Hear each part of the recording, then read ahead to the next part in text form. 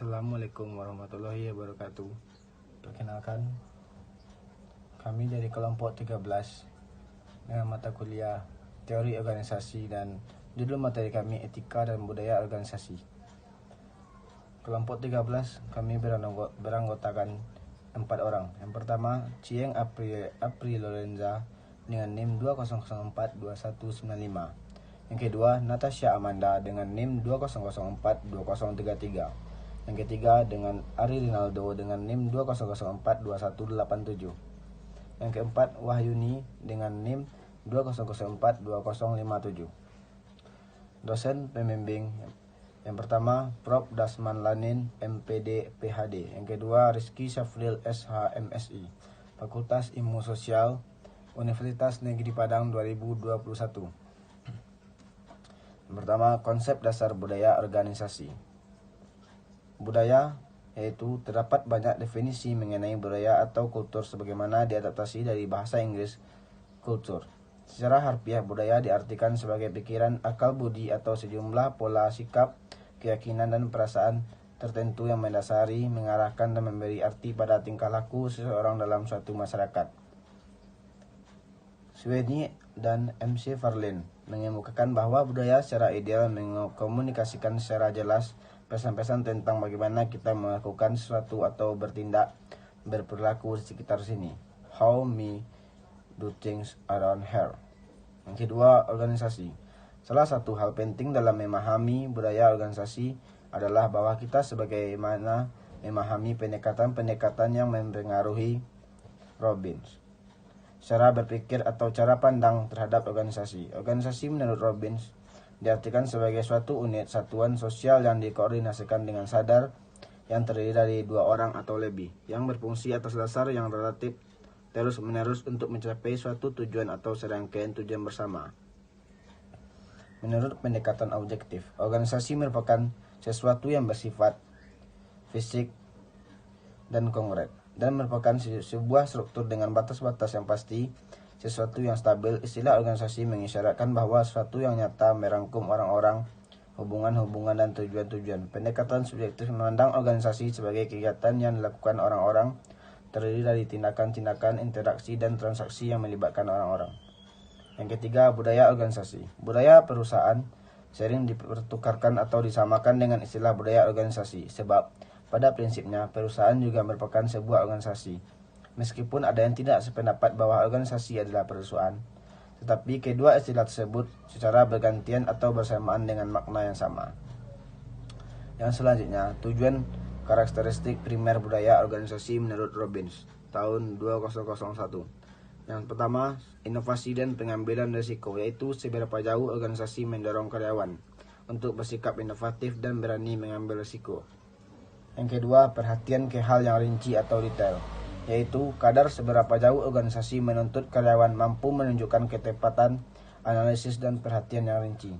Yang ketiga, orientasi hasil, yaitu kadar seberapa jauh organisasi menekankan pada pencapaian hasil daripada cara mencapai hasil. Yang selanjutnya, orientasi orang, sejauh mana keputusan manajemen memperhitungkan efek hasil pada orang-orang di dalam organisasi itu.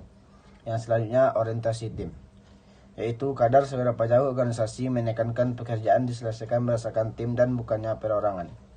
Yang selanjutnya, keagresifan, yaitu kadar seberapa jauh organisasi mendorong para karyawan untuk menyelesaikan pekerjaan dengan cepat daripada santai. Yang selanjutnya, kemantapan atau stabilitas, yaitu kadar seberapa jauh organisasi menekankan usaha untuk mempertahankan status quo di dalam pengambilan berbagai keputusan dan tindakan.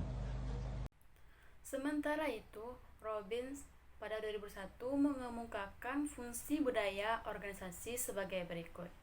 Yang pertama, pembeda antara satu organisasi dengan organisasi lainnya. 2. Membangun rasa identitas bagi anggota organisasi. Yang ketiga, mempermudah tumbuhnya komitmen. Yang keempat, meningkatkan kemantapan sistem sosial sebagai perekat sosial menuju integrasi organisasi. Yang kelima, pembuat makna dan kendali yang memadu dan membentuk sikap perilaku karyawan. Jenis-jenis budaya organisasi ditinjau dari tingkat pemilikan nilai-nilai dapat dibedakan sebagai berikut. Yang pertama, dominan kultur atau budaya dominan. Dominan kultur adalah seperangkat nilai inti yang dimiliki oleh sebagian besar anggota organisasi. Yang kedua, subkultur. Subkultur adalah seperangkat nilai yang dimiliki oleh minoritas. Biasanya merupakan minoritas kecil dari anggota organisasi. Subkultur biasanya merupakan hasil dari masalah atau pengalaman yang dimiliki oleh anggota departemen atau unit. Dalam beberapa kasus, subkultur meningkatkan budaya dominan. Sementara pada kasus lain, mereka mungkin memiliki efek sebaliknya dan benar-benar merupakan budaya tandingan.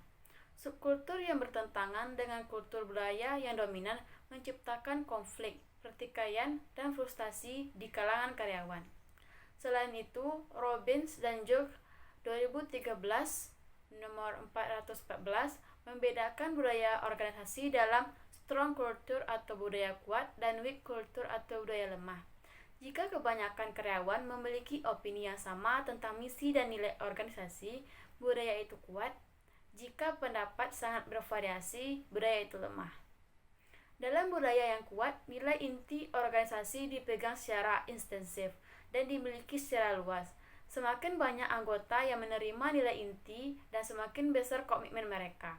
Semakin kuat budaya dan semakin pengaruhnya pada perilaku anggota karena tingginya tingkat kesamaan dan intensitas menciptakan iklim kontrol yang perilaku yang tinggi. Cameron and Quinn pada tahun 1999 telah membedakan 4 jenis budaya organisasi berdasarkan kerangka nilai bersaing, yaitu yang pertama, the clan culture, yang kedua, the agricultural culture, yang ketiga, the market culture, dan yang keempat, the hierarchy culture. Kerangka nilai bersaing ini terdiri dari 2 dimensi keefektifan. Organisasi yang diletakkan dalam sistem diagram sepasang sumbu silang horizontal dan vertikal, sehingga menghasilkan 4 kuadran atau 4 jenis budaya. Dimensi pertama diletakkan pada sumbu horizontal, internal focus dan integration atau fokus internal dan integrasi, dan external focus dan differentiation atau fokus eksternal dan diferensiasi. Dimensi kedua diletakkan pada sumbu vertikal, flexibility and discretion atau fleksibilitas dan keleluasaan, dan stability and control atau stabilitas dan pengendalian. Baiklah, selanjutnya saya akan menjelaskan tentang budaya dan pengaruhnya terhadap organisasi. Yang pertama yaitu budaya kuat versus budaya lemah. Menurut Robbins, tahun 1998, budaya kuat mempunyai dampak yang lebih besar pada perilaku karyawan dan lebih langsung dikaitkan pada pengurangan tingkat keluarnya karyawan. Dalam suatu budaya kuat, nilai inti budaya itu dipegang secara intensif dan dianut bersama secara meluas. Makin banyak anggota yang menerima nilai-nilai inti dan makin besar komitmen mereka pada nilai-nilai itu, maka makin kuat budaya tersebut. Konsisten dengan definisi ini, suatu budaya kuat akan mempunyai pengaruh yang besar pada perilaku anggota-anggotanya karena tingginya tingkat kebersamaan dan intensitas menciptakan suatu iklim internal dan kendali perilaku yang tinggi. Suatu hasil spesifik dari suatu budaya yang kuat seharusnya adalah menurunnya tingkat keluarnya karyawan. Suatu budaya yang kuat memperlihatkan kesepakatan yang tinggi di kalangan anggota mengenai apa yang dipertahankan oleh organisasi itu. Yang kedua, budaya versus formalisasi. Suatu budaya yang kuat meningkatkan konsistensi perilaku. Dalam pengertian ini, hendaknya kita menyadari bahwa suatu budaya yang kuat dapat bertindak sebagai suatu pengganti untuk formalisasi. Formalisasi tinggi dalam suatu organisasi menciptakan peramalan, ketertiban, dan konsistensi. Suatu budaya yang kuat mencapai tujuan akhir yang sama tanpa perlu dokumentasi tertulis. Oleh karena itu, seharusnya kita memandang formalisasi dan budaya sebagai 2 jalan yang berlainan tetapi menuju pada satu tujuan yang sama. Makin kuat suatu budaya organisasi, maka makin kurang manajemen itu perlu memperhatikan pengembangan aturan dan pengaturan formal untuk memandu perilaku karyawan. Panduan tersebut akan diinternalkan dalam diri pada karyawan ketika mereka menerima budaya organisasi. Yang ketiga, budaya organisasi versus budaya nasional. Riset menunjukkan bahwa budaya nasional mempunyai dampak yang lebih besar pada para karyawan daripada budaya organisasi mereka. Karenanya, para karyawan Jerman pada sebuah fasilitas IBM di Munich akan lebih dipengaruhi oleh budaya Jerman daripada oleh budaya IBM.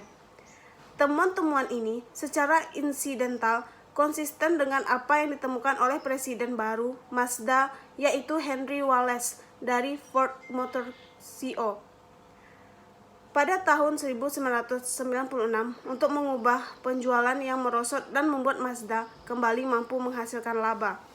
Menurut Wallace, yang dituturkan Robbins pada tahun 1998 bahwa budaya Jepang telah sangat kuat membentuk budaya perusahaan Mazda, dan karyawan Jepang menolak nilai budaya tipe Ford.